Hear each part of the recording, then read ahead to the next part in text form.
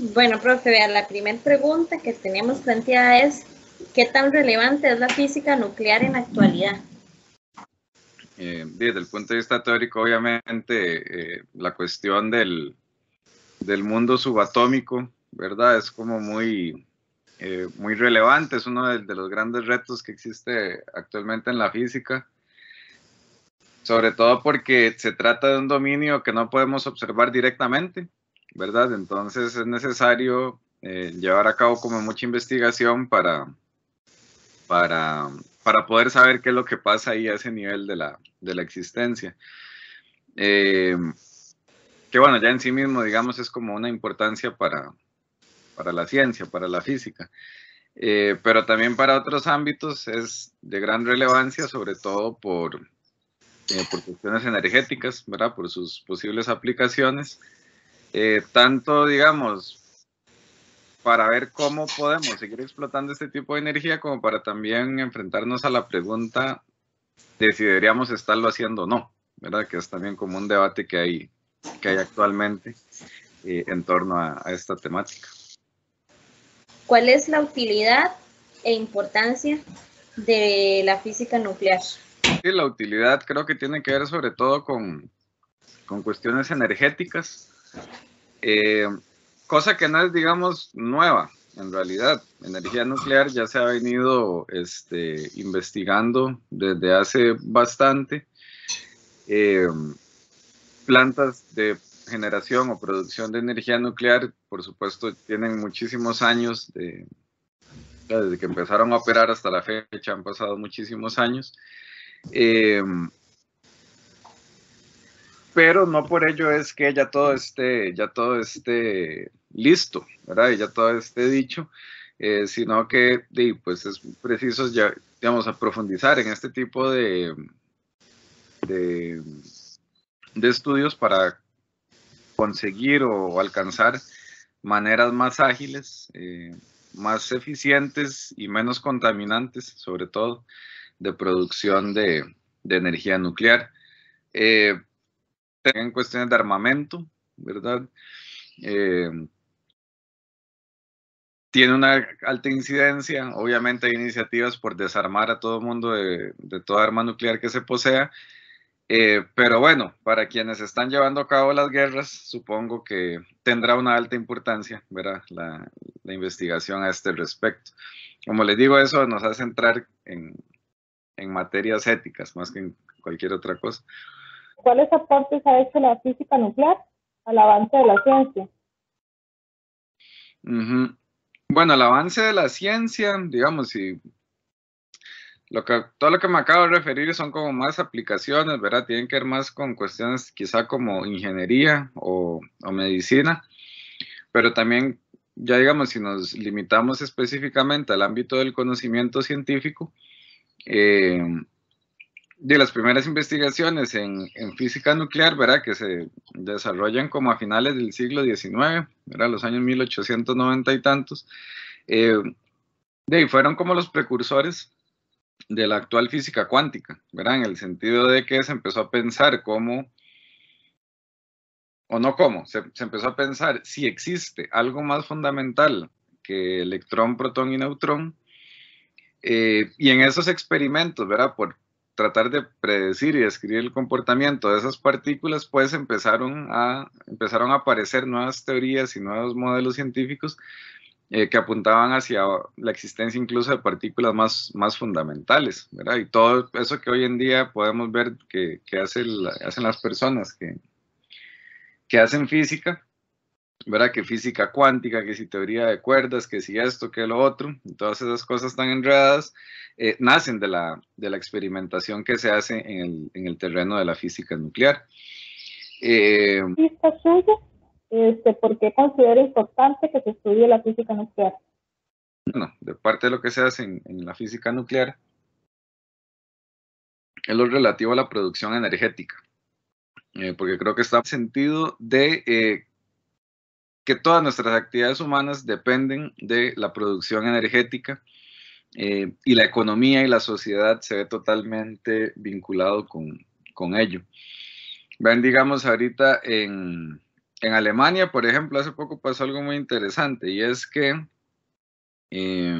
antitos de la pandemia, resulta que se celebró con bombos y platillos el cierre de la última planta nuclear que quedaba en Alemania por cerrar, porque desde hace unos años para acá se vino impulsando la política de cerrar todas las plantas nucleares, porque como podrán imaginar tiene sus grandes peligros, ¿verdad? Ya sabemos lo que ocurrió en Chernobyl, por ejemplo, que es como el caso más famoso, o en Fukushima, en Japón, ¿verdad? Que con el tsunami se destrozó una planta nuclear y eso trajo un montón de contaminación y riesgos para la salud, ¿no? Entonces en Alemania se estaban cerrando plantas nucleares. Y todo el mundo celebró, fue como en el año quizá 2018 o algo así, que se cerró la última. Como el manejo de la energía, ¿verdad? Tiene un impacto muy directo en las finanzas de un país y sobre todo en el bienestar de la población. Aquí uno le dicen, póngase un abrigo y no suena como gran cosa, pero en un país donde hay temperaturas cercanas a los 0 grados, ¿verdad? En la noche y uno tiene que dormir así, que le digan, póngase otro abrigo en vez de use su calefacción, es algo de preocuparse.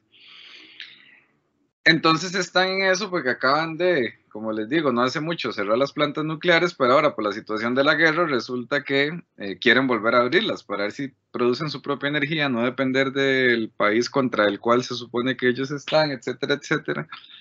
¿De qué cree usted que cómo se produce la física nuclear? Bueno, creo que si le entiendo bien la pregunta, yo diría que se produce sobre todo la física nuclear por investigación y experimentación. Digamos, habrá cierta especulación meramente teórica, ¿verdad? Ciertas teorías, no sé, que sean más, quizá más cercanas a la matemática que cualquier otra cosa, pero el nacimiento mismo de la física nuclear tiene que ver con la experimentación. Todo eso que, como a ver qué pasa, a ver, o sea, vean, uno puede ponerse tan detallado como uno quiera, pero ese famoso acelerador de partículas es un túnel donde se ponen a chocar cosas, ahí, ¿verdad? Y ahí se toman mediciones que en fracciones de segundo, y si no fuera por eso, no habría tal cosa, creo, como, como física nuclear tal y como la conocemos, por lo menos en este ámbito, era investigación de las partículas. Y profe, ahora bien, ¿cómo cree usted que qué relación tiene la ética con la física nuclear? Respecto de la ética, está bueno lo de la cuestión energética, ¿verdad? Que sabiendo los peligros que tiene la energía nuclear para la salud o los potenciales peligros, hay una pregunta ética muy, muy difícil de solucionar, que es que si con tal de nosotros abastecer al aparato productivo, a las fábricas, a las empresas, a los vehículos, lo que ustedes quieran, si con tal de abastecer todo eso, estamos dispuestos a asumir los potenciales riesgos de salud que haya para la población. Eso es muy difícil, porque es muy similar, ¿verdad? Porque uno podría decir, bueno, para mantener a flote este sistema económico que nos inventamos, bueno o malo, ¿verdad?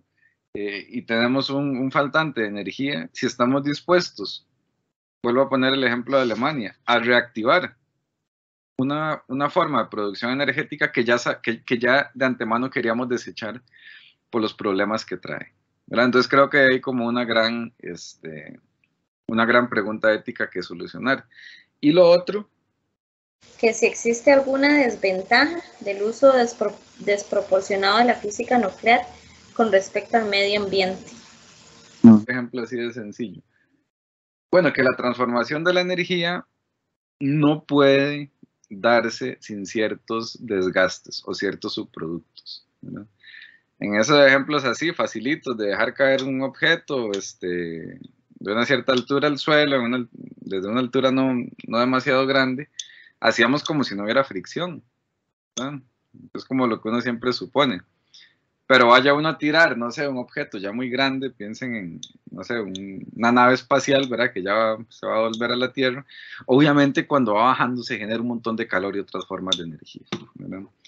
Entonces pareciera que siempre va a haber como una especie de subproducto no deseado. Y yo creo que eso es como algo que la física nos lo deja muy claro. ¿Por qué lo digo? Pensar así, que nada más es cuestión de transformar una cierta sustancia, una cierta forma de energía a energía eléctrica que podamos utilizar, es como pensar en ese ejemplito fácil de esto, como si no hubiera subproductos. Pero sabemos que mucha de la materia, ¿verdad?, que queda después de todos esos procesos que se llevan a cabo en las plantas nucleares, no es que desaparece, ¿verdad?, quedan desechos nucleares. Y eso, tenemos que hacer algo con eso, ¿verdad? Sería genial si todo desapareciera. Piensen como en las baterías, ¿verdad?, que uno compra para el control remoto, digamos.